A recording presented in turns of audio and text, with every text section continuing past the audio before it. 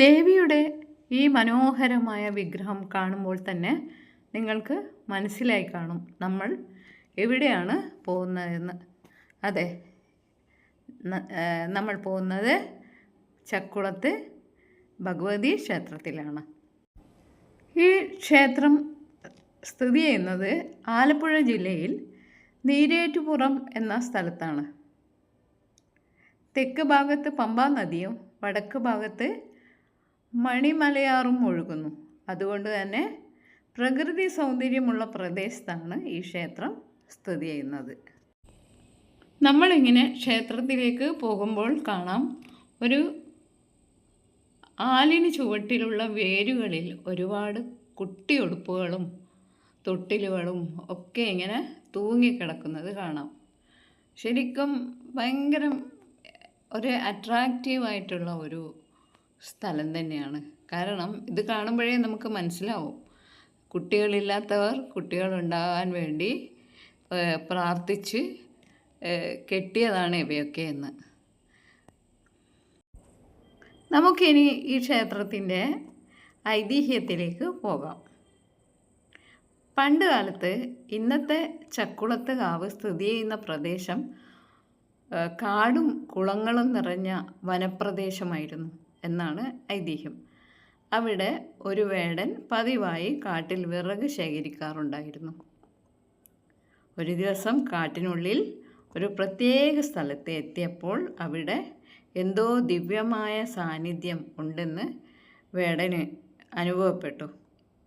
ആ സ്ഥലത്ത് ഒരു ശില കാണുകയും അതിൽ ദേവി സാന്നിധ്യമുണ്ടെന്ന് മനസ്സിലാക്കുകയും ചെയ്തു. അതിനുശേഷം ദേവിയെ ആരാധിക്കുവാനും തുടങ്ങി. ആ പ്രദേശത്തെ ജനങ്ങളും വിളക്ക് വെച്ച് പ്രാർത്ഥിക്കാൻ തുടങ്ങിയതോടെ ആ ദേവി സാന്നിധ്യം ചക്കുളത്തമ്മ എന്ന പേരിൽ പ്രസിദ്ധിയായി തീർന്നു. ഭദ്രകാളി, ദുർഗ, രാജരാജേശ്വരി തുടങ്ങിയ ദേവീ സങ്കല്പങ്ങളുടെ ശക്തി ഒരുമിച്ചുള്ള അമ്മ ആയാണ് ഭക്തർ ചക്കുളത്തമ്മയെ കാണുന്നത്. പിന്നീട് ചക്കുളത്ത് കാവ് വളർന്ന് വലിയ തീർത്ഥാടന കേന്ദ്രമായി. പ്രത്യേകിച്ച് ചക്കുളത്തമ്മയുടെ പൊങ്കാലയും നാരി പൂജയും ക്ഷേത്രത്തിലെ പ്രധാന ആചാരങ്ങളായി മാറി. ചക്കുളത്ത് കാവിനോടനുബന്ധിച്ച് ഞാൻ നേരത്തെ പറഞ്ഞ കഥ, അതായത് വേടനുമായി ഉള്ള ഈ കഥക്ക് ചരിത്രരേഖകളൊന്നുമില്ല. അതൊരു വിശ്വാസം മാത്രമാണ്. പ്രധാന കാവിന് ചുറ്റിലും ഒരുപാട് ഉപക്ഷേത്രങ്ങളുണ്ട്. ഹനുമാൻ്റെ ക്ഷേത്രം വേറെ തന്നെ ഉണ്ട്. അതുപോലെ നാഗദൈവങ്ങളുടെ നാഗക്ഷേത്രവും തൊട്ടടുത്തായി കാണാം. ഇതാണ് നാഗദൈവങ്ങളുടെ ക്ഷേത്രം.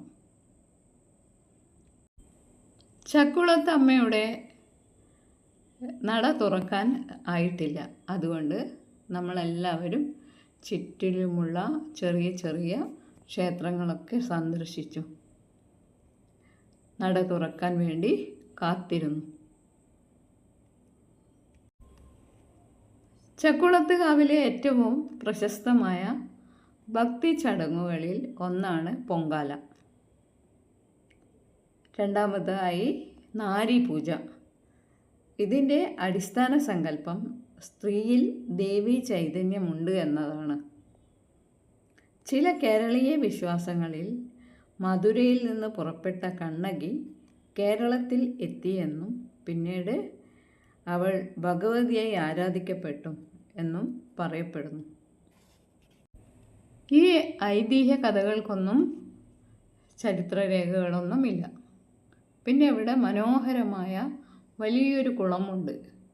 അപ്പോൾ അവിടെ പ്രാർത്ഥിക്കാൻ വരുന്ന മറ്റു സ്ത്രീകൾ പറഞ്ഞു, ഈ വെള്ളം ചക്കര വെള്ളം എന്നാണത്രേ അറിയപ്പെടുന്നത്.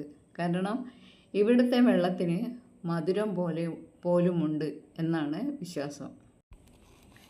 ഞാനും എൻ്റെ സുഹൃത്തുക്കളും കണ്ണൂരിൽ നിന്ന് പുറപ്പെടുന്ന വൈശാലി ട്രാവൽസിൻ്റെ കൂടെയാണ് ഇവിടെ എത്തിയത്. അവർ വാക്ക് പറഞ്ഞതിനനുസരിച്ച് വാക്ക് പാലിക്കുന്ന ആളുകളാണ്. കാരണം ഈ യാത്ര അത്രയും നമ്മളെ സംതൃപ്തിപ്പെടുത്തി.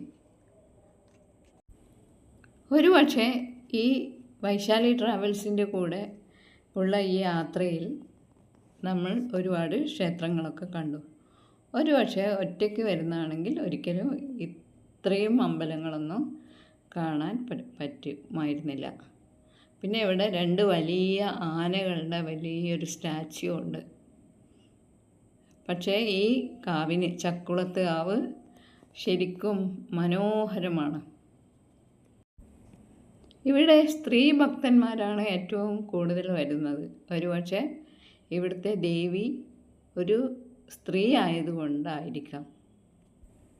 ഈ വീഡിയോ കാണുന്ന ആളുകൾക്ക്, അതായത് കണ്ണൂരിലുള്ള ആളുകൾക്ക്, ഈ വൈശാലി ട്രാവൽസിൻ്റെ നമ്പറൊക്കെ ഞാൻ അവസാനം ഇടുന്നതായിരിക്കും. കാരണം ഇത്രയും കംഫർട്ടബിളായി മുമ്പ് ഞാൻ യാത്ര ചെയ്തിട്ടില്ല. അപ്പോൾ നമ്മൾ അവിടെ നിന്ന് കുറച്ച് ഫോട്ടോസൊക്കെ എടുത്തു. മറ്റൊരു വീഡിയോയുമായി ഉടനെ തിരിച്ചു വരാം. ശരിക്കും അതിമനോഹരം മാത്രമല്ല, വലിപ്പത്തിൻ്റെ കാര്യത്തിലും വലിയൊരു ക്ഷേത്രം തന്നെയാണ് ചക്കുളത്ത് ദേവിയുടെ ഈ ക്ഷേത്രം. ഇനി മറ്റൊരു ക്ഷേത്ര കഥയുമായി ഞാൻ ഉടനെ തിരിച്ചു വരുന്നതാണ്.